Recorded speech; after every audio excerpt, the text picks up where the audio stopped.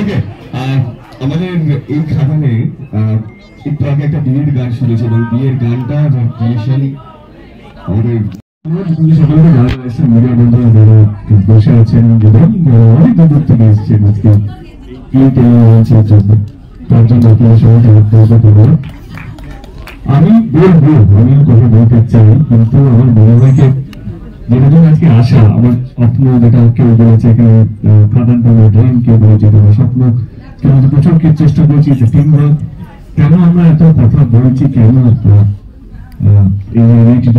এই যে একে অপরের কাঁধে হাত দিয়ে আমরা সবাই চাই খাদান শহরটা যেন মারাত্মক ভাবে চলুক, যাতে সকল পূর্ণ যে আয়ের জোরটাকে যেন আমরা প্রত্যেকটা গানে নাচতাম, প্রত্যেকটা ফাইটে সিটি দিতাম, এবং এট দ্য সেম টাইম ভালো গল্প, যেটা বাংলার রুটেড গল্প, যেটা প্রত্যেকটা জিনিসের গানের মধ্যে তোমরা তোমাদের কাছে প্রত্যেকটা গান বা যে কোনো জায়গায় তোমরা বাংলার কালচারটাকে দেখতে, এটা নয় কি এটা আমরা দেখেছি। হ্যাঁ, এটা হয়ে গেলে ইমোশনটা মাইক পাচ্ছে না।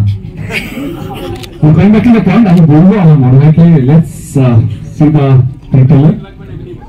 একটা শর্ত প্লিজ, এটা কি হচ্ছে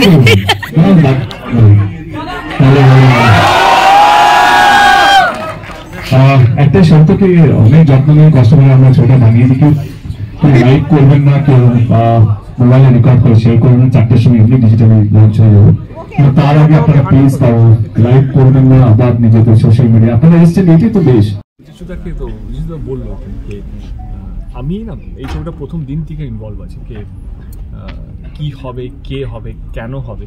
তো প্রথম দিন থেকে মোহন দাসের যে চরিত্রটা, যেটা যিশুদা করছে, আমার প্রথম দিক গিয়েছিল যে এইটা যদি কেউ করতে পারে সেটা হচ্ছে যিশুদাই করতে পারবে, আর কেউ পুল অফ করতে পারবে, কারণ সবারই দুটো করে লোক আছে। এবং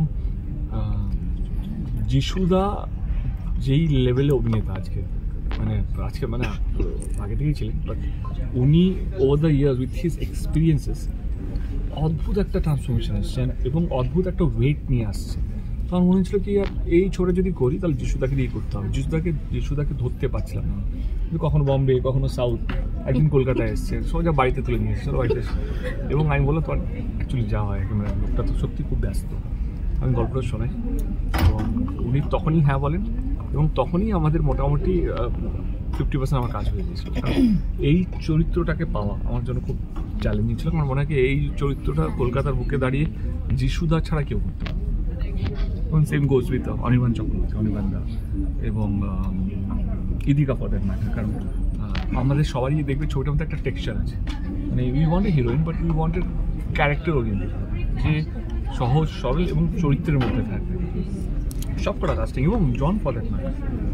তো সবাই আমার মনে হয় কি, এবং সবাই খুব ভালো পাঠ করেছে, সবাই বুঝতে পেরেছিল কি এই ছবিটা ইম্পর্টেন্ট কতটা, এবং সবাই তার জন্য তাদের 200% দিয়েছে, এবং সবাই আমরা খুবই এক্সাইটেড।